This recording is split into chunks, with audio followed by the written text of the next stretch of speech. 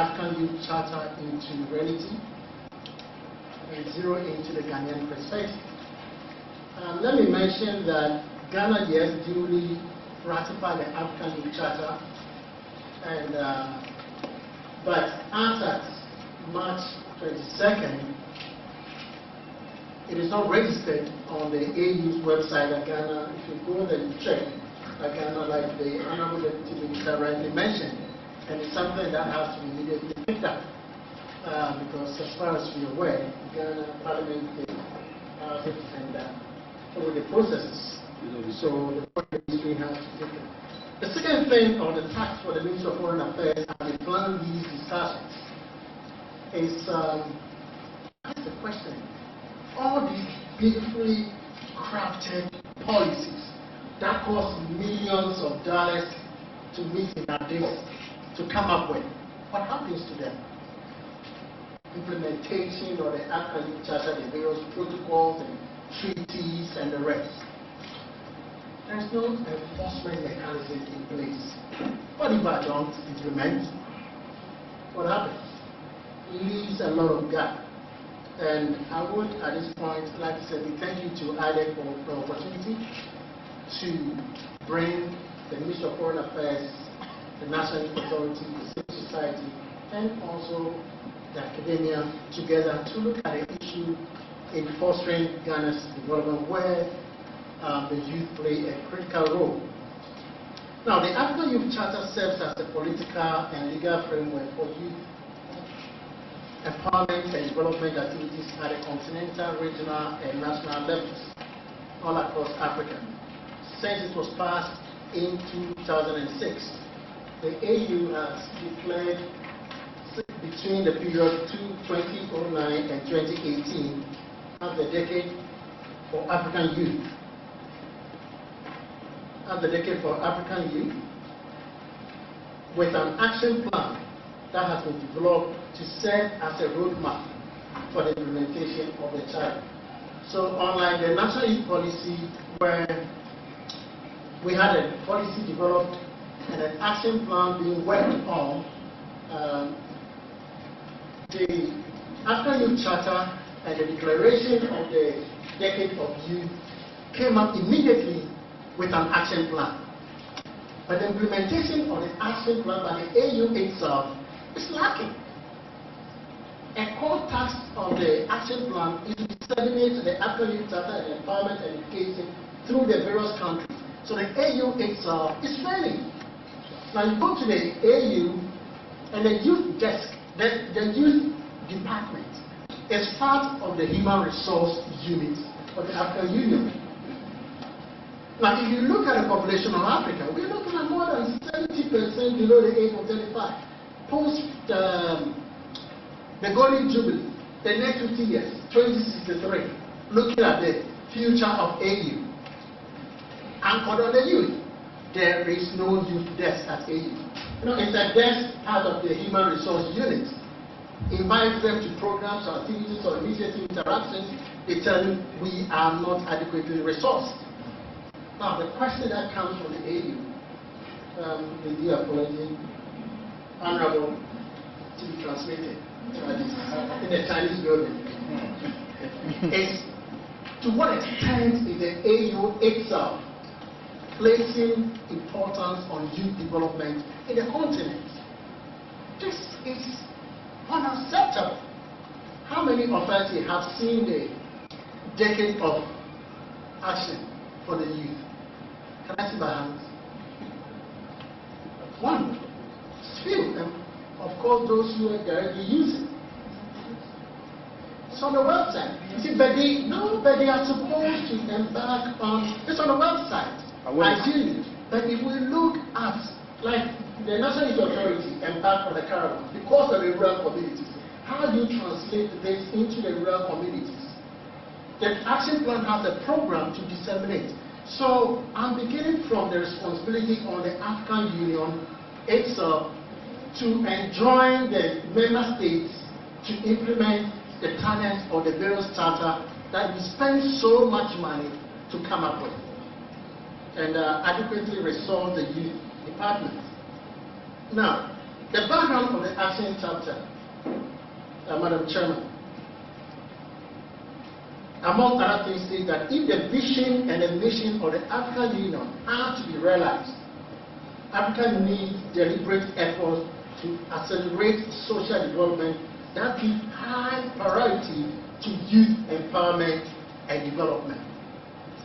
So there is a need for us to place priority on youth empowerment.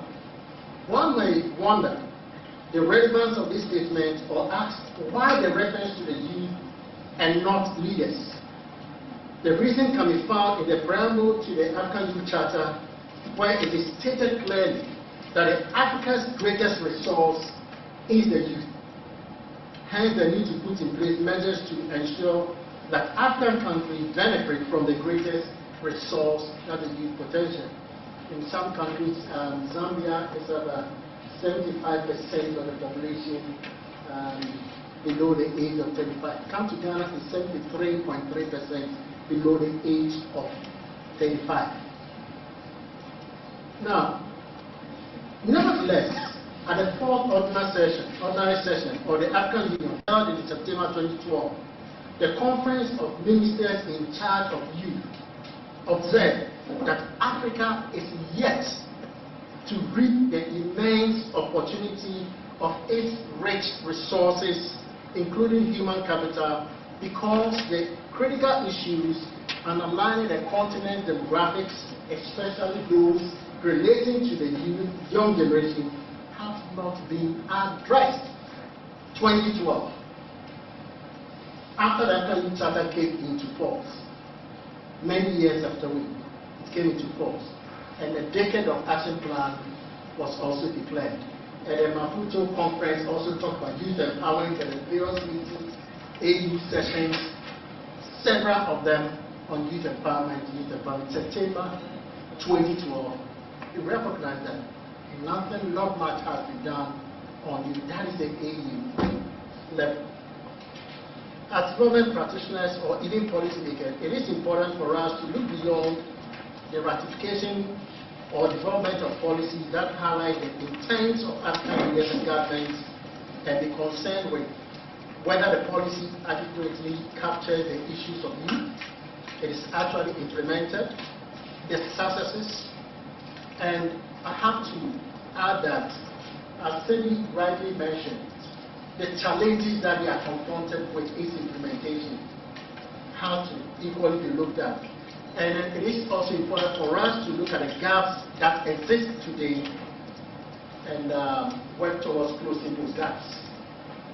I agree wholeheartedly that the blame game is not to be continued. It is time for us to move ahead. Madam Chair, in a paper entitled Enhancing Effective Participation of Youth in Africa, Espinosa knows that despite the existing enabling continental framework for youth participation in decision making, national governments have not been very effective in honoring their commitments and obligations in helping youth realize their full potential as actors in governance and development agendas. This view may be shared by all or accepted, may not be shared by all or accepted by some African governments who have been rolling out one policy or program or the other to address the issues concerning youth development.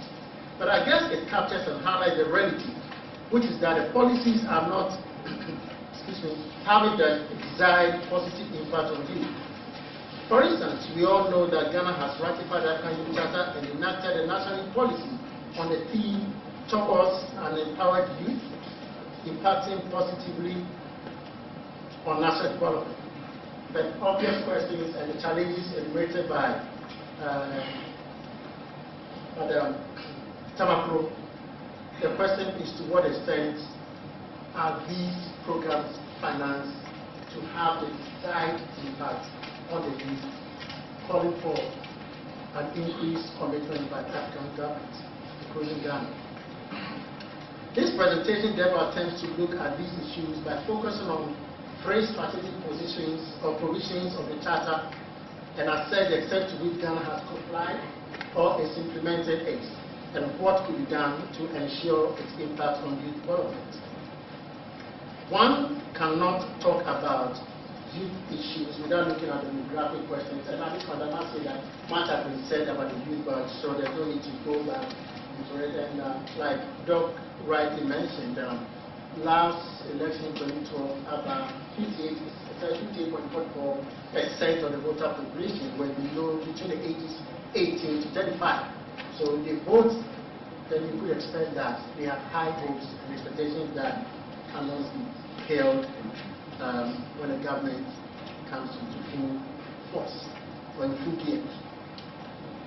A crucial question we will need to exclusively or exhaustively address is how African countries can tap the latent potential of youth power presented to them. So many other questions come to mind when one assesses the demographic dividend argument based on the current experiences of the African youth. How do we transform the high illiteracy rate to a functionally literate society? How do we address the fact that a greater percentage of Africa's youth are rural dwellers, whose aspirations get dimmed by the socio-economic environment? How do we address the challenge of the disabled youth and give them the helping hand to have their dreams as human beings with God-given potential fulfilled? When secondary education, beyond secondary education, there are limited infrastructure to support people with disability. How do we develop the capacity of young Africans to prepare them adequately to take advantage of the unique situation that they find themselves in? How do we harness the potential of these youth to contribute to the development agenda in the African countries, including Ghana? And this Honorable Minister talked about education, emphasized on that, and I think Doc rightly mentioned, how do we invest to harness this potential? And how do we ensure that the youth will not feel that the only way to be heard is to resort to the Arab Spring model of change? Are we taking the youth power and youth energy for granted? These are critical questions I think that deserve our attention. I have a few fact sheets on youth that will be available, I think, for distribution later. But there are staggering revelations that, for instance, in Ghana, of course, the population, the youth rate has been mentioned, but a third of students do not progress from primary education to the secondary level. A third. Now, we have a huge base. So imagine what happens at the tertiary level. High dropout rates. What happens to the dreams, aspirations of these ones? In Ghana, primary completion rate is 89.9%, while secondary school net attendance rate is 41.6%. Secondary school net attendance rate, 41.6%. How are we harnessing the youth potential? This is from the multiple cluster indicator survey of the Ghana, the 2011, the recent edition. The e-commerce sector, another staggering information here. 80% employs about 80% of the youth. 80% of the youth employment are in the informal sector. But how do we manage this informal sector? Sub-Saharan African region. And youth unemployment is sad when you read these things. Youth unemployment increases with education level in Africa. The higher you go, the more difficult it is. But let me add that entrepreneurship is coming up. So the model, the idea of thinking that we should be employed, the youth should be employed, we have to begin to rethink. Yes, youth employment is being talked about, but entrepreneurship is coming up, and I think the government, as I go on, will discuss most of these. Ghana, like other member states, have signed and ratified the African Youth Charter, and enjoin to accelerate the implementation of the policies to achieve the set objectives. I will limit my presentation to Article 11 to 13 of the African Youth Charter, what Ghana has done and makes a few recommendations. Article 11 of the African Youth Charter talks about youth participation. Something here to Dr. Jembo's hat. This is similar to Article 31 of the African Charter of Democracy, Elections and Governance that Ghana has again duly ratified. Article 12 focuses on the national youth policy, and Article 13 that talks about education and skills development. So realize that if they had allowed Dr. Jembo to go on, he would have finished my presentation. Okay, youth participation. One of the major provisions in the Charter is a call on nations to, among other things, guarantee the participation of youth in Parliament and other decision-making bodies in accordance with prescribed law. This is very critical for us to know that it must be done in accordance with prescribed law. That means that the rule of law must be respected. And it's important for youth groups to understand and appreciate this, that yes, we have the freedom, but things have to be regulated and undertaken in accordance with prescribed law. In Ghana, our constitution gives, for instance, the minimum age of 21 years for one to qualify to contest for the seat of parliament. And what is the definition of youth by the African national youth policy? 15 to 35. So parliament says that, the constitution says that you must be 21 years and above to contest for seat of parliament. So if you are 20, forget about standing for a seat at the parliament. So this is an issue that should raise concern. If we're talking about investing in the youth, we think that the youth are the leaders of the youth, we should be looking at that.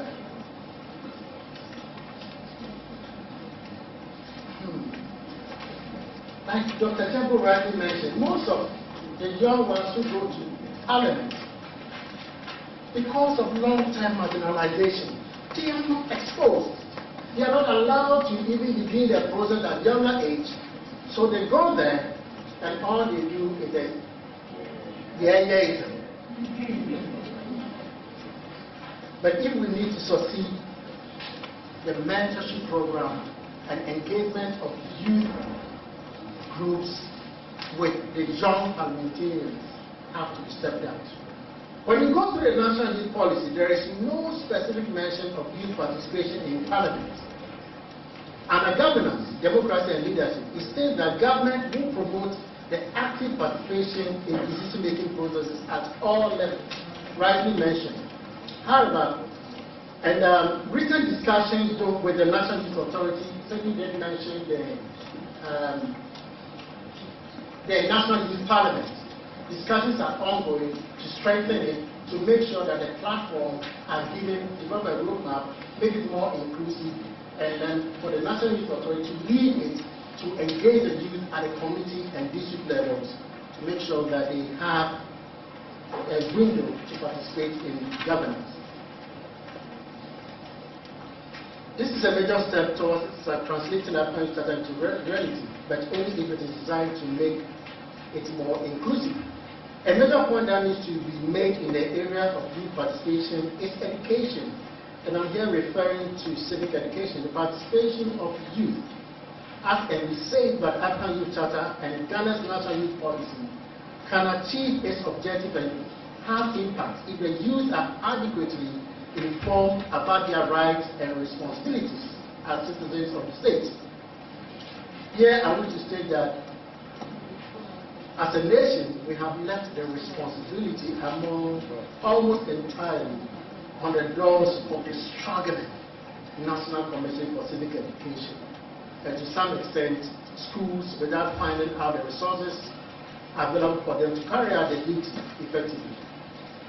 Leaving it for government alone may not be the best way out. And it is important for civil society organizations to pick up the educational program to join hands with the National Commission for Civic Education to educate the youth at all levels. And I must add that at a grassroots level, let us not implement programs only based in, like a race, speak their local language, break it down, break the issue. They do not understand the issues, the bigger issues in a graph.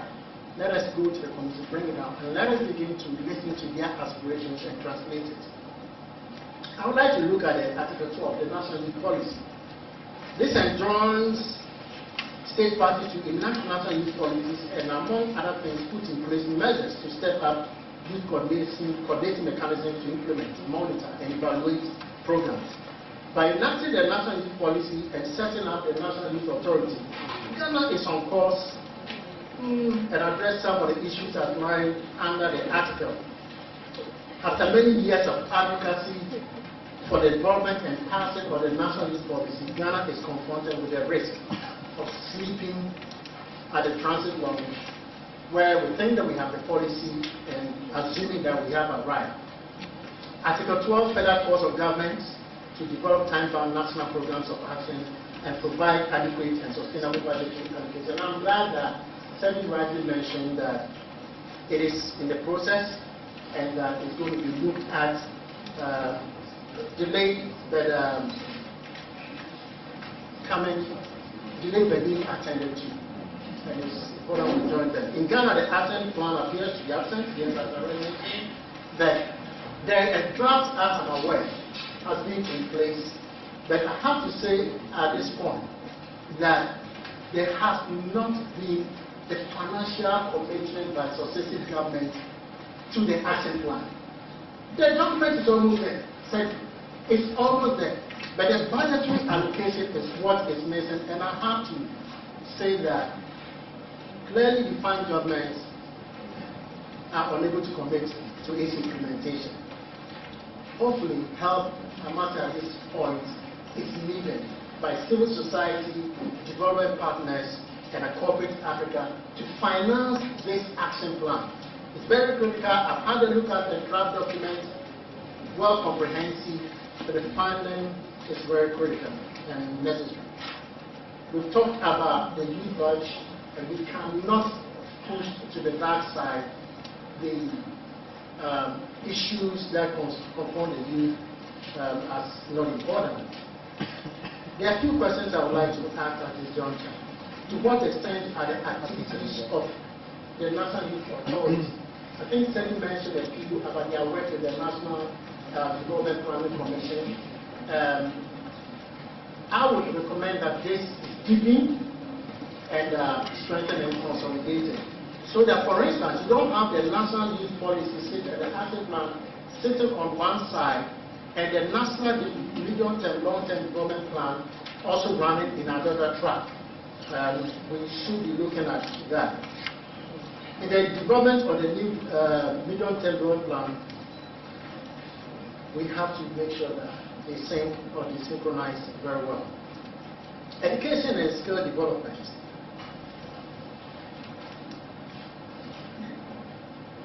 This session, among other things, makes the provision of quality education that promotes the holistic development of the young person's cognitive, creative, and emotional abilities to fully participate or to tap their potential. As part of this goal, Ghana's national youth policy seeks to develop the capacity of the youth to drive and sustain the socio-economic development of the nation. What is critical about education and skill development is that when people get education, they expect jobs. And so when government is unable to create jobs for the youth, the private sector does not absorb, and constantly you have the private sector, you hear the private sector blaming government for not creating the jobs. There will be questions to what extent how much have they invested in the youth development. Since youth employment is at the core of almost all youth debates and discussions, I would like to spend some time in highlighting some of the issues. Let me jump this. And yes, okay. I would like to use this platform, Madam, to say that we need a holistic national stakeholders review of existing post-secondary education job linkage programs, such as the National Service Scheme and the volunteerism scheme mentioned under the national youth policy to make it relevant to the demands of industry, whether as an employee or as an entrepreneur. As I did mention earlier, we should not be looking at being employed, but as an entrepreneur. The volunteerism program instills in the youth the disciplined lifestyle, how to wake up every morning and how to manage the few resources that come in. These are programs that must be duly supported. Governments alone, I have to admit, cannot and must not be left alone to take over this, the funding of the National Youth Policy Action Plan.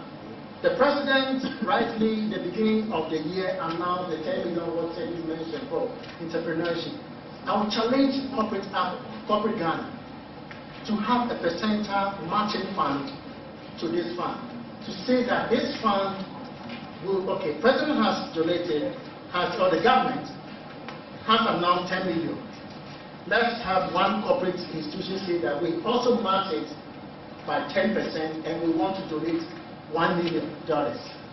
Corporate Ghana, rather than spending their money on certain areas I would not like to mention, could look at investing in the youth rather than blaming and complaining that the youth are not capable of meeting their expectations on the job market. There are a lot of issues, but the recommendation is for private, public sector, civil society partnership to be looked at, that it is a joint responsibility, and the African government alone cannot and must not be left alone to do it. The youth themselves have to be ready to adapt the training, be serious about building their own capacity, and let us be ready to venture into entrepreneurship. I must conclude that it is possible that the youth can take up the mantle on the leaders.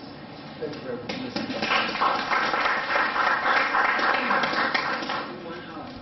Okay, so sir, 1, 2, 3, 4. 40. As part of the tools of employment, you made mention of education, and also to look at the whole of the neighboring country. You made mention of an exchange program which has to do with language. I guess that there's a program running currently at the faculty, they call year abroad and all that. I don't know to what extent have you get yourself involved as a ministry. My second question has to do with, I think that if you look at the team, they say empowering the Ghanaian for sustainable development. I like to believe, it's not unfortunate that we don't have the Minister of the Natural Resources here. The reason being that we've talked about this issue of galamsey in a negative way. To what extent are we involving the illiterate, especially those who are highly educated from the universities? How can we form maybe cooperatives in that respect, so that I can take advantage of the small scale mining, other than looking at it from the negative aspect of it, called the illegal galamsey? I think that we should look at that aspect. That is the only way we can put entrepreneurial spirit in the youth. Thank you very much. Just before you go on, I'm going to have to limit questions one per person. Distinguished audience, that I had a brief clarification. The challenges was just an off-the-cuff remark, really to show that at the base of our problems of education is resources. However, you do not solve problems just by throwing resources at the problem, even if you have the problem. What I'm saying is that there is a year abroad program, fine. But I'm talking about a more deliberate, generalized system using the present political institutions that we have, the present diplomatic constraints that we have, and to seek to derive from these very constraints, out of these very challenges, the possibilities of thinking through ways exist as a nation, Ghana. There was a particular point in time when this division occurred. There's a whole history with a certain level of understanding of English. And the same goes for all countries in the Francophone country like Cote d'Ivoire, to begin to develop an educational process which also involves integration. Now, the thing about social science is that the more problems you solve, the more problems arise out of the very solution. So you have a certain dynamic. It is this notion that I think that as a government, and sometimes I forget that I'm a member of government, we should be focusing on, not only as a means of government must take that action. No sympathy for government. You and I and everybody, that we probably would have roles, both private sector, you and I as well, and that should be put in the main. Thank you. Sen. My name is Umar several times, and I realize that it's still the old one being branded to the new one. And when you look at most of the programs in the policies, it does not attract the current youth of today. When I read it, you can see youth in culture and religion. If you look at the youth of today, some of them thinking of entertainment, and there's a lot of entertainment too on the air, organized by the youth groups, by media, and all the youth normally go there for this kind of things. And I'm looking at the National Youth Council and Youth Authority. I mean, still, the thinking of the people there is still at the old age. The youth of today are thinking to do something for themselves, and the psychological thinking of the youth of today is to them.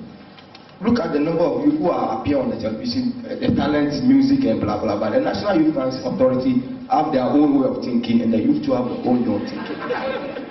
Quickly direct my question to Madam. My name is Benin Ahmed from the West Africa Youth Organization. In 2009, I was part of the review committee for the youth policy. We had decided on certain things, and I'm not sure I've seen any of those being implemented. One of those that Mr. Seth had mentioned was youth participation in parliamentary activities, and we drew examples from Uganda and Kenya that allowed that there should be a policy that allows for young people to get elected into parliament. And from where we stood, the youth parliament was virtually irrelevant to us, because we are talking about inclusivity in nation building. And so when we reduced it to youth parliament, then it was a flawed thing. The second issue we raised at the time was that the National Youth Council, which is now the authority, should be for the youth and run by the youth. Years down the line, we are not seeing anything. It's being run by people that are virtually not youth. And so they do not understand what we appreciate and what we actually want to be done. The third element is, yes, the third and final, is that the National Youth Authority is not a reflection of the Ghanaian youth. It's a reflection of adult oppression. And that must be stated clearly. And so I want to know from Madam whether when the notes were being handed over to her, she has taken steps to ensure that she vacates the seat for a younger person to sit on it, and then move further to ensure that she advocates for young people to go to parliament, because as far as we are concerned, there's no young person elected to represent youth in parliament. Young people to register with the youth authority, because if you want to form a cooperative like that and work in sustainable development and the environment, we are there to assist and put you, link you up to the agencies that can assist you in getting that going forward. So I'm always there, my office is open, you can come and get registered and we'll assist you to get your linkages going. Most of the people I see here, particularly those criticizing, in fact I would like to start with Dr. Jambo. I think that your research is a bit outdated, so maybe you should come back and redo it, because since 2010, we're in 2013 now, and a lot of things have changed at the authority. You spoke about the people at the authority having a different mind. If you read the policy and you read it as well, you see there's a portion for arts and culture. And in arts and culture, most of what you're talking about is represented there in terms of the music and all that. And again, I say, if that's the area you're interested in, get in touch with the authorities. We can link you up with the Ministry of Tourism and Culture and all that, and then you can develop your talents within that area. Aside from that, I keep getting, yes, I agree that